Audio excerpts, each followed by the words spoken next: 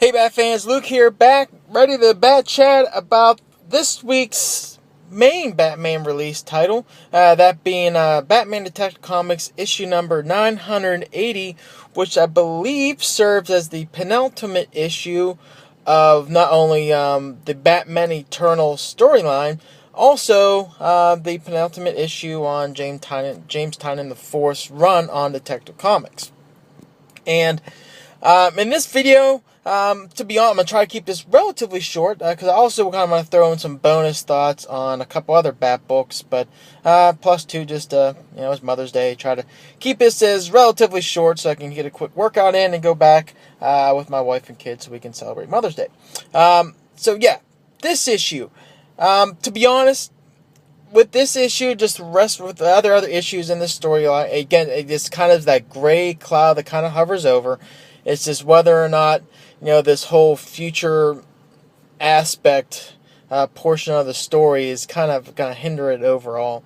And I would say for this issue, we kind of get, it's not a resolution to that by any means. I mean, that until this thing kind of wraps up, we'll see how it goes. But we kind of see James Tynion IV kind of take it another direction, in that the future that is referenced from the Batman that came back, the future Tim, is not maybe the real future. It's kind of like an altered timeline future, much like we see, what's going on with Booster Gold and Batman right now, where something happened where it skewed the timeline a bit. So that I could see, if it kind of gets flushed out in the next issue, might kind of what's the word I'm looking for? Not totally get rid of the gray cloud, because anytime, for myself, once you start incorporating like the known future into a current story, it's just something that I just have trouble getting past. But with this angle that James Tynion's going to go with, if he kind of does continue it into the next issue, I can see some sort of fruition in that, where I can kind of tolerate it a little bit more. But in this issue, what comes down, we basically got a three-pronged story. We have a story that's going through Batwoman's perspective. We have a story that goes through Batman's perspective. In addition to that, we also have a story that's going through perspective of Cassandra, Cass, Orphan, as well as Spoiler.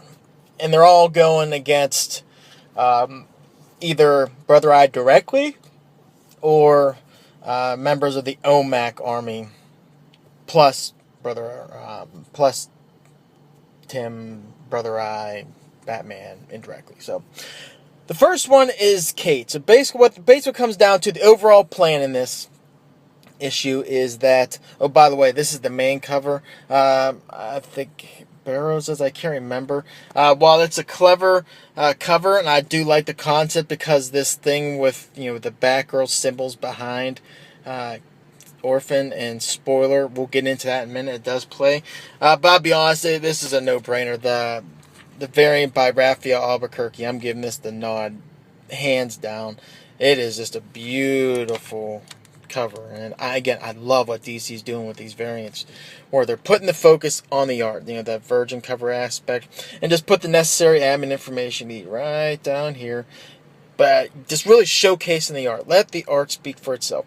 The only thing I would change with what they're doing is somehow with the variant covers, give credit to who the variant cover is done by on the actual cover itself. Maybe put, variant cover, maybe space underneath, Albuquerque, or something. But other than that, I just absolutely love what they're doing, so I would definitely give the nod to, in this case, to the variant, but the main cover is definitely nothing to sneeze about. But again, yes. So we see something right off the bat for some folks that's going to really get their interest, in that we have Renee Montoya interacting with Bullock. But Renee gets a phone call from Kate. And for those of us who love Kate Kane back, you really got to go back to, during the New 52. If not that, I'm sorry. Go back even the pre-New 52. Her relationship with Renee Montoya was classic. It's one of those things that's it's separate part of history that is like renowned with the character, and Renee's character, her relationship with Kate is one of those ones where it's a staple. So you get kind of a tease a little bit when Kate's calling her, hey, get out of there. The OMAC's coming to the police force. The police force is, the OMAC is trying to recruit some of the police to actually be part of the OMAC army. Well, recruit's kind of a bad word. But ultimately what comes down is Batwoman comes and saves the day for the GCPD, but in the meantime, she's almost serving also as a decoy. While Batman with Cassandra and Spoiler go into the Belfry 2.0 and try to get into Ulysses and obviously Tim's Bat Brother Eye Tim. Their angle that way. So she's going to serve as a distraction, and it's really Bat Tim chasing her around and hoping for her so she would kind of be served as a decoy while they do their thing. And her portion is actually pretty interesting, but as we go into the Belfry, what we see Batman's plan is he incorporates obviously Spoiler and Cass, and what his plan is that he has Spoiler come up with these little drones that kind of serves as camouflage, so they can kind of infiltrate the Belfry without being noticed by the Brother Eye technology. And it gets them to a point where they can get in, but at some point, right before they're ready to get actually into the building proper, the technology loses the building. They do get kind of caught and realize that something's happening. So then Batman runs into a version of Batwing and Azrael, which looks pretty dang cool. The one, you'll see it in the Asbats. It's not even, I'm getting ready to say it. Which, by the way, we'll talk about that real briefly at the end. Had some positive thoughts about that. But if I can get to it, Batman's interaction with... Yep, definitely we'll get to that in a second. That's a big one. We'll touch that briefly. Yes, I love Batwing's design, and they're all Azrael and Batwing are brother-eyed eyes, lack of a better term. It looks like the Asbat suit from like Nightfall back in the day, so I enjoy the heck out of it. So, as they're noticed, again, the Batman's not going to fight through Azrael and Batwing, which he does that pretty well, but then he gets confronted with Brother Eye. And Brother Eye really gets into the psyche of realizing what Batman's kind of fighting through right now mentally. Also, while that's occurring, we have Stephanie and Orphan. They interact directly with Ulysses, and what Ulysses is saying is that you guys don't realize how much this Bat family really doesn't like you. I mean, look at you guys. Look what you used to be. And he shows up in an altered timeline, obviously pre-New 52. Like, look, back in the day, you guys were, Batgirl. Now look at you. You guys are like C-list scrubs in the Bat family team. And the intent, what the time Ulysses is trying to do, is make them kind of serve this image as a way to push forth the fact of how bad they're being treated nowadays. But ultimately, it comes down, there's actually a clever little play that Stephanie specifically pulls it right back on him. Is like, look, you've shown us this image, which I enjoy the heck out of. I mean, it shows everything. Classic images, again, Stephanie and as Batgirl, and then obviously Orphan is Batgirl. You can see images. That's, circa No Man's Land, her training with Barbara. And then you go into even Spoiler in her time as Robin, and you can see in the pages of the War Crime Saga. And it's just, he's showing these images to them thinking that this will have a big mental effect. But again, Stephanie kind of realizes that, hey, you done messed up. And that by showing us this actually shows that regardless of now in the past, I had a prominent role in the Bat family.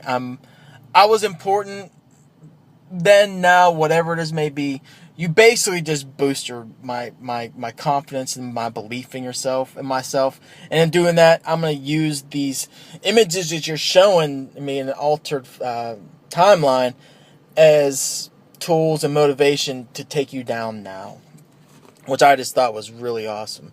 Batgirl's portion comes up. I'm kind of bouncing around, but what she ends up doing is Brother Eye, Batman, Tim. I gotta come up with a better name than that.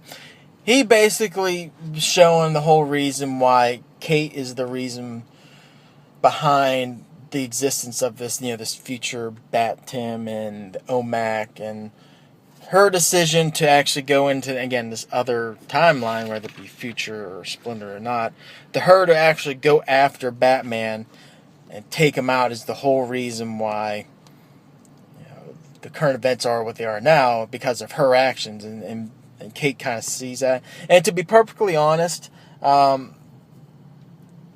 the three storylines that kind of go in with it, I mean, Batwoman's interaction with Bat Tim, and Batman's interaction with Azrael, and Batwing / in addition to Brother Eye, and Cassandra and Stephanie's interaction with Ulysses.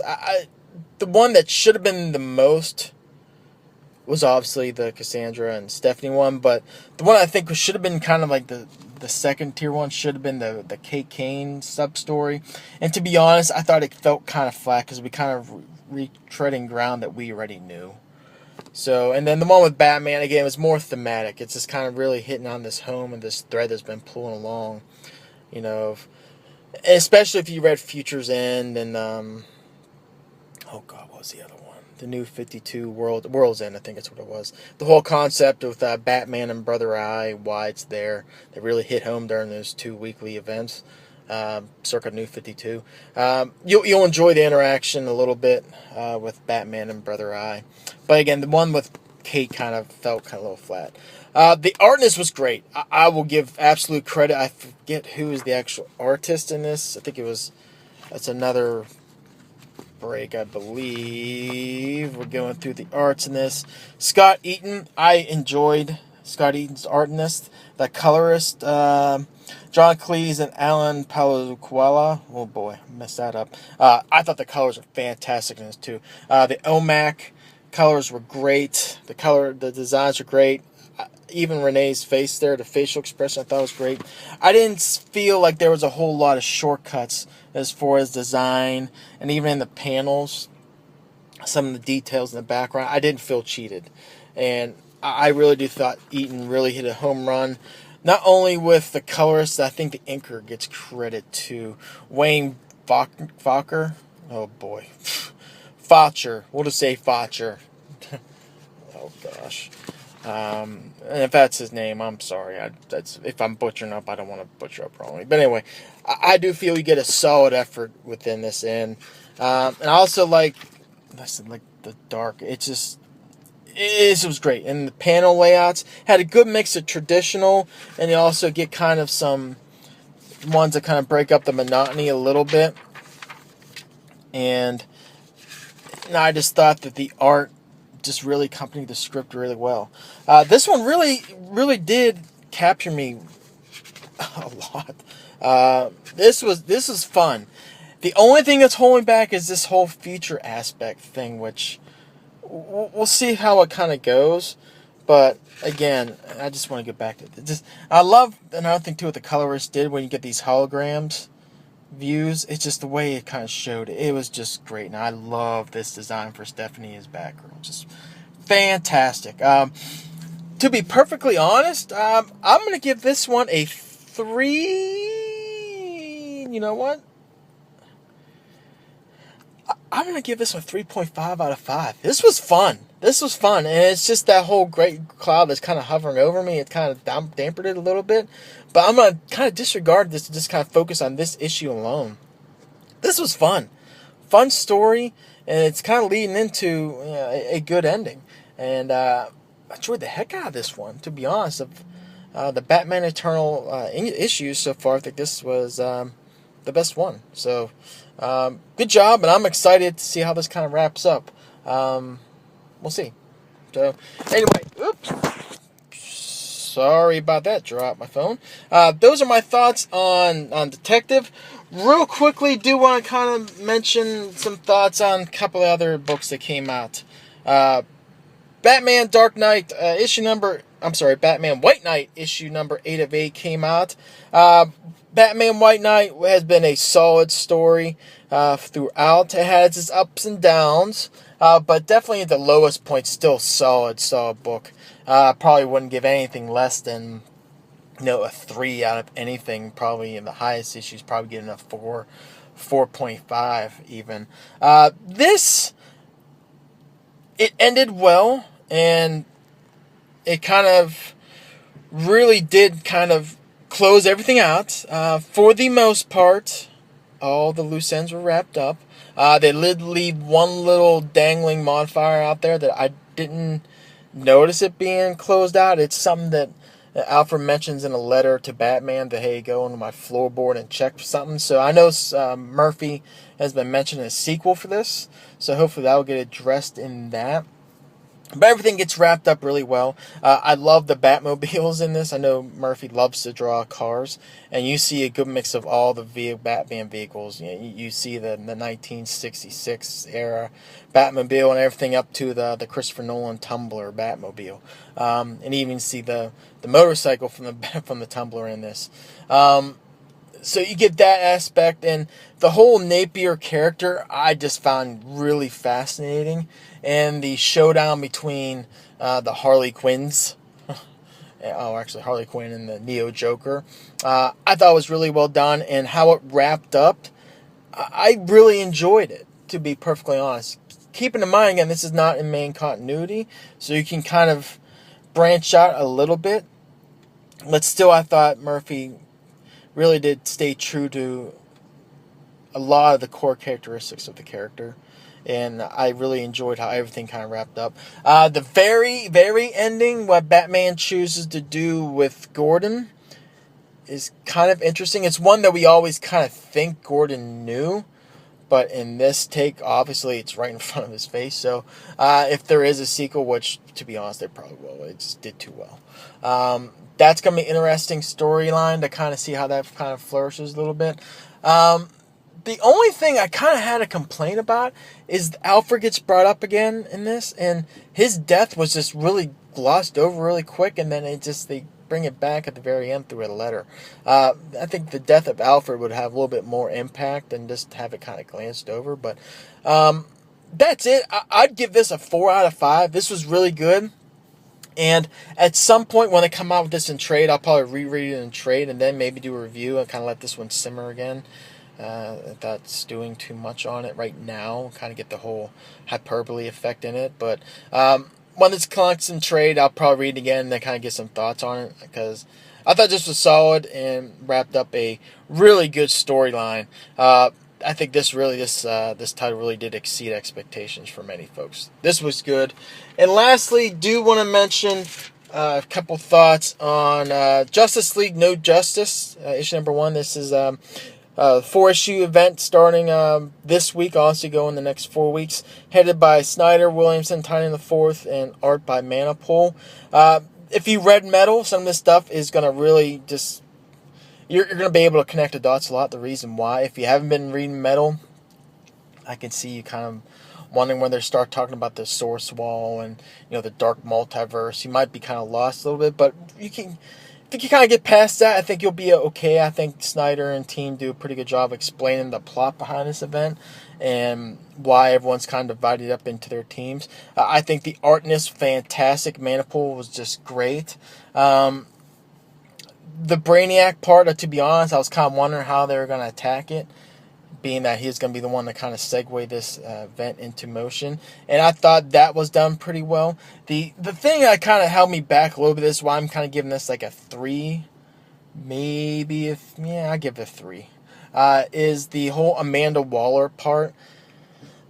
The reason behind why the Justice League is doing what they're doing, and the Teen Titans and all the other groups and whatnot. In addition to Brainiac, I would think Waller, for how smart, and even though she's conniving, how she is, I don't see why and the Suicide Squad too, by the way. Why she's doing what she's doing, because it's gonna freaking screw up everything. And Waller's not my favorite character to begin with, but I just think what she's doing there, while it might be on the surface thinking this is something typically what she would do, but I would also see her kind of being able to connect in the dots and finding out some back research on, the events that Batman found out and Team the Metal, obviously about the dark multiverse and what things is going on with Brainiac. So I think that was kind of a stretch.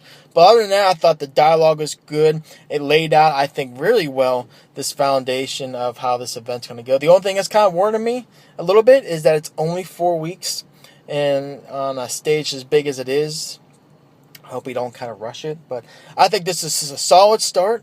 We'll see how it goes. I give this a 3 out of 5, and definitely with No Justice and Batman White Knights I recommend. Also, same thing with Detective. So, anyway, those are my thoughts on these books that came out. Again, with just real quick thoughts on No Justice, as well as Batman White Knight and Detective. Hit me up in the comments below what you thought about these books. We'll bat chat and go from there. So, depending on when my books come in, my next video will either be Batman or it will be another Bat trade that I got not too long ago. Just haven't gotten back to share some thoughts about it, because I do have some, especially if we're talking this whole thing about,